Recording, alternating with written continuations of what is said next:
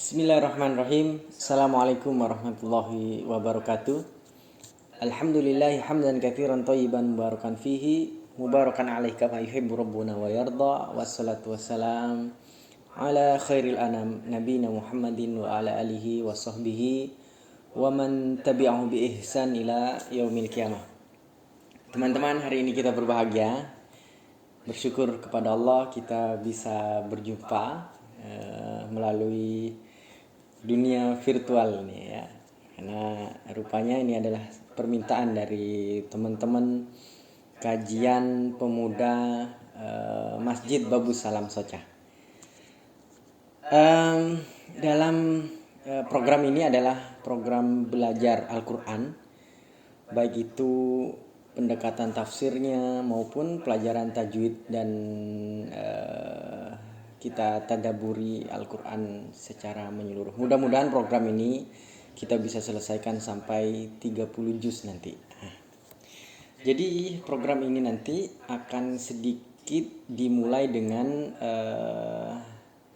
kita belajar bahasa Arab, karena untuk menyamakan frekuensi. Karena teman-teman, kita perlu menyamakan frekuensi kita dalam memahami Al-Quran ini menggunakan metode pendekatan bahasanya itu, supaya nanti tujuannya kita bisa memahami, mentadaburi Al-Quran itu lebih jauh lagi dan dapat feel-nya, dapat bagaimana betapa menakjubkannya Al-Quran itu ya. Karena kita tahu beberapa sahabat itu masuk Islam gara-gara mereka takjub dengan kehebatan Al-Quran, baik itu bahasanya ataupun isinya. Nah, oke, tidak berlama-lama kita coba mulai. Kita coba mulai dari belajar basic, pembahasan dasar sekali dari bahasa Arab. Ya, tujuannya nanti untuk memahami Al-Quran. Oke, coba kita mulai ya. Jadi di dalam Al-Quran itu kita nanti akan menemui kalimat, atau dalam bahasa Arabnya itu al-jumlah ya, atau al-kalam ya. Nah, yang ini itu tersusun dari kata, dari kata. Nah, kata itu dalam bahasa Arab adalah al-kalimah.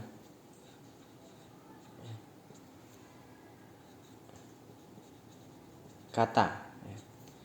Kata itu dalam bahasa Arab adalah al-kalimah. Nah, al-kalimah itu ternyata hanya terdiri dari 3 hal. Yang pertama adalah dari ismun atau isim. Yang kedua fi'lun atau fi'il. Nah, dan yang ketiga harfun atau huruf. Nah, jadi kalau kita sudah mengenal apa itu isim, apa itu fi'il, apa itu huruf, maka sebenarnya pelajaran tentang bahasa di dalam Al-Quran itu ya kita udah selesai gitu loh.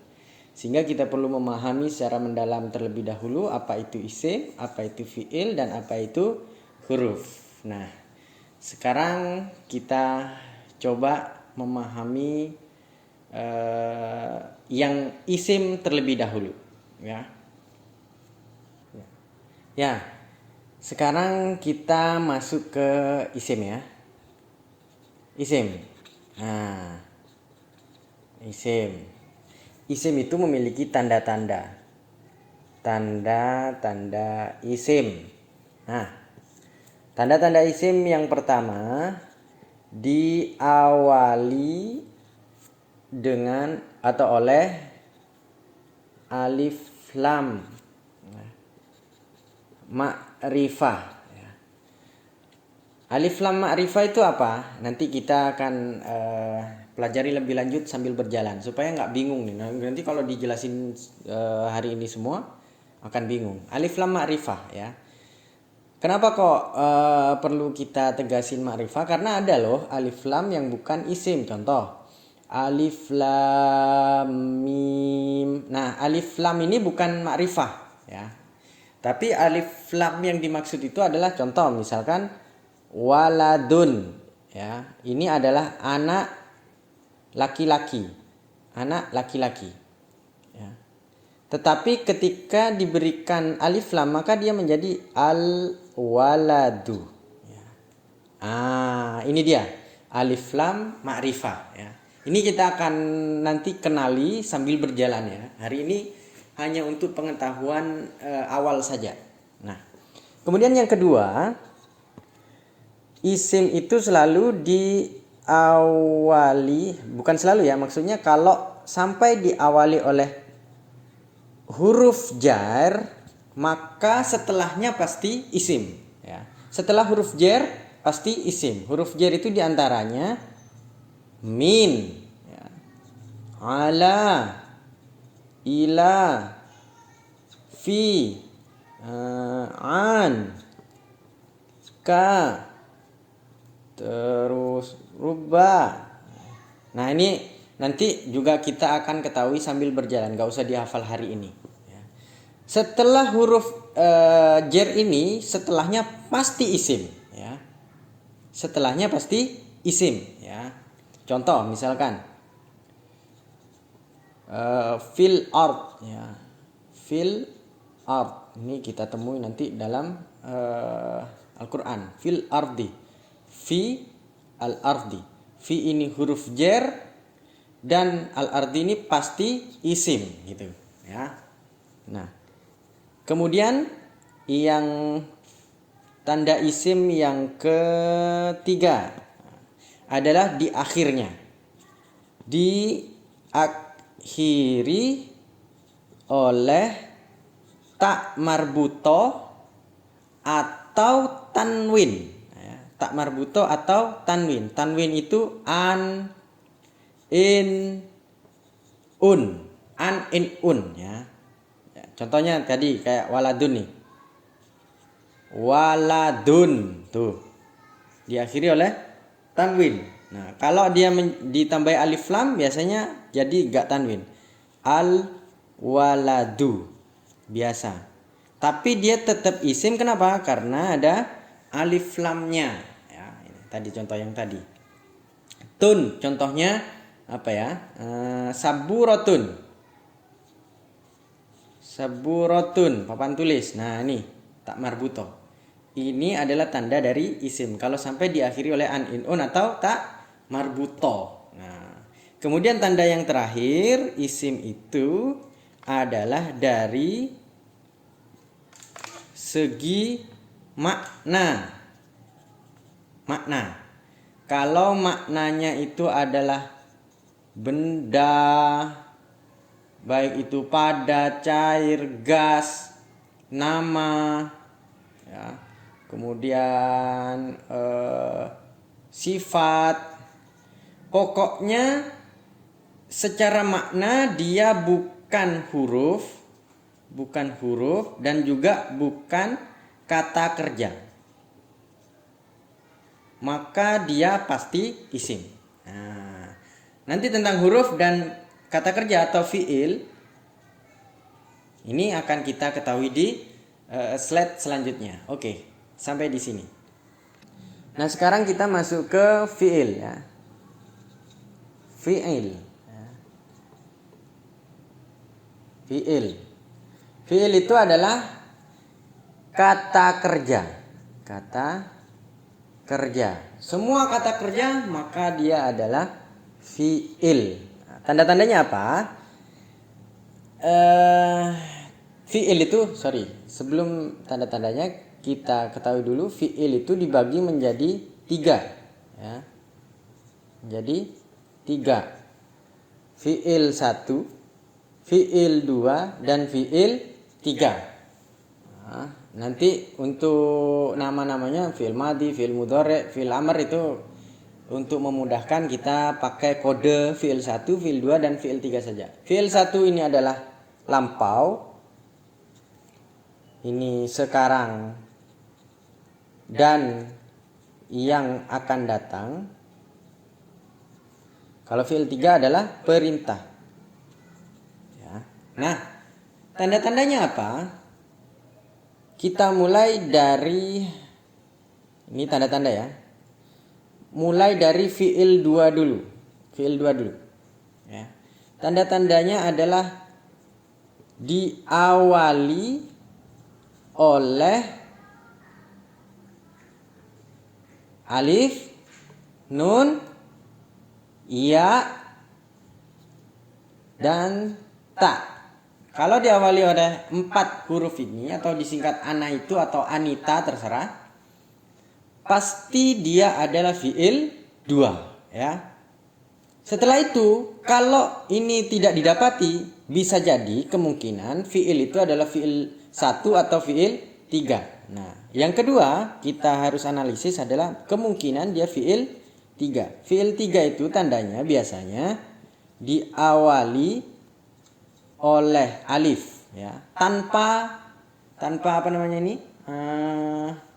Hamzah ya. Tanpa hamzah. Yang alif biasa. Apa bedanya? Kalau hamzah ini dia setengah ain. Jadi sebenarnya dia kan ain, cuman kemudian dihapus jadi hamzah. Nah, kalau kayak gini ini namanya alif atau hamzah wasol. Nah, makanya kalau di Al-Qur'an kita temui biasanya ada tanda kayak shotnya begini. Wasol, ada shotnya ya. Gitu. Oke, kita hapus dulu. Jadi diawali oleh alif dan diakhiri biasanya dengan sukun atau jazm ya. Sukun biasanya. Enggak semua, enggak selalu. Ya, tapi ini adalah tanda secara global atau kebanyakannya kayak begitu ditemukannya ya. Kalau bukan fi'il 2, fi'il 3 maka dia sudah pasti fi'il 1. Nah, fi'il 1 itu biasanya tandanya diakhiri dengan fathah ya atau waw alif. Waw alif. Nah, ini. Tapi waw alif pun di akhir kadang-kadang ada di fi'il 3. Nah, ini kita akan nanti ketahui sambil berjalan ya untuk membedakan ketiganya ini. Oke, ini adalah tanda-tanda awal untuk kita ketahui tentang fi'il. Cukup sekian. Contohnya nih misalkan, contohnya ya. Pergi. Ini kata kerja, pergi nih. Ya, zahaba ya. Yuk, kira-kira ini fi'il 1, fi'il 2 atau fi'il 3? Ya, coba kita analisis dari fi'il 2 dulu. Adakah ana itu di depan? Enggak ada, ya. Berarti ini bukan fi'il 2. Sekarang langsung lanjut ke fi'il 3. Adakah tanda fi'il 3? Enggak ada. Fi'il 3 juga enggak ada. Maka udah pasti ini fi'il 1. Tandanya apa? Zahaba. Kita temui tandanya. Ya. Begitu caranya. Oke. Nanti kita akan lanjutkan di studi kasus di ayat-ayat Al-Qur'an. Maka kita akan secara bertahap akan mengenali perbedaan fi'il. Kita lanjut ke huruf. Sekarang kita huruf ya, harfun atau huruf, mengenal huruf ya. Huruf itu adalah kata yang tidak bisa dipahami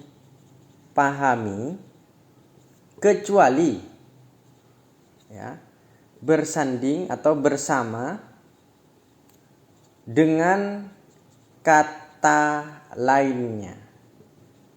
Ya. Contoh, ya. Contoh nih, huruf jar yang tadi. Contoh ala, ya. Ini kan maknanya di atas ya. Kira-kira di atas ini kita mampu pahami enggak? Nggak bisa. Beda dengan isim, contohnya isim ya, kursi, meja, maka mudah ya, kursi ya itu, meja ya itu. Tapi kalau di atas apa gitu kan? Jadi masih menjadi tanda tanya, kecuali dia bergandeng dengan sesuatu yang lain. Contohnya